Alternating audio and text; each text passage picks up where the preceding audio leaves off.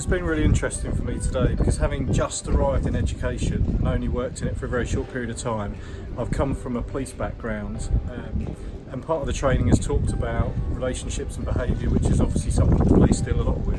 And I was a hostage and crisis negotiator with the police, and the conversations around trust and empathy and rapport and all those things really do resonate because they cross over all those boundaries.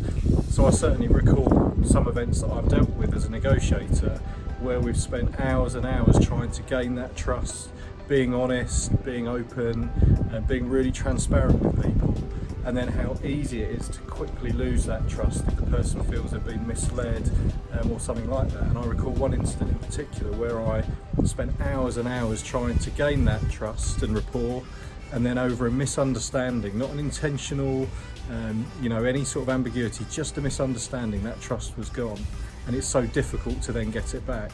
But it was also other things where you think about how you can transfer that trust to other people. So I may speak to someone as a hostage negotiator for hours, but when that person's ready to either meet the officers or come out of the house, I can almost reassure them that because they can trust me, they can trust my colleagues and they're going to be okay. And it's amazing how that transfer of trust can be really, really useful, particularly for new members of staff. I'm a new member of staff coming into education. There'll be people who really trust the pastoral team. I hope that because I'm new to the team, they can trust me as well. So it's all these different things that transfer over, and it is all fundamental to how we interact with other people. Yeah, we talk about factors of influence and how we can influence people, and reciprocity is something that is really, really important, and it's one of probably the most disproportionate powers of influence we've got. So we could do something really, really what we consider to be minor or small, and in return for that the other person could do something really quite significant. And an example I could give you, we had a siege in a house where someone had taken some hostages, really unusual, high-end, really dangerous situation, and we desperately wanted him to release a female from the address who was poorly.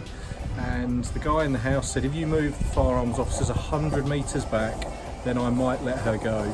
And we weren't able to do that. We could only move them back about 10 metres, and as soon as we did that, he released the person. So he's released a hostage who's been held against their will just because we managed to do something for them. It wasn't what they wanted, but we did something.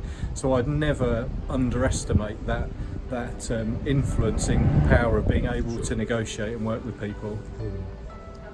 And another thing that we always would try and do when we talk to people is allow them the opportunity to save face, because often their reputation is really important to them, their social standing, their status, and often they didn't intend to get into the situation that they're now currently in. Something's happened, we don't know what, that's got them to this place today, and you must allow them to save face, and we talk about a golden bridge for them to retreat back over, and it allows them to do it with humility and respect, and they can keep their reputation intact, and it allows them to resolve the situation. Fabulous.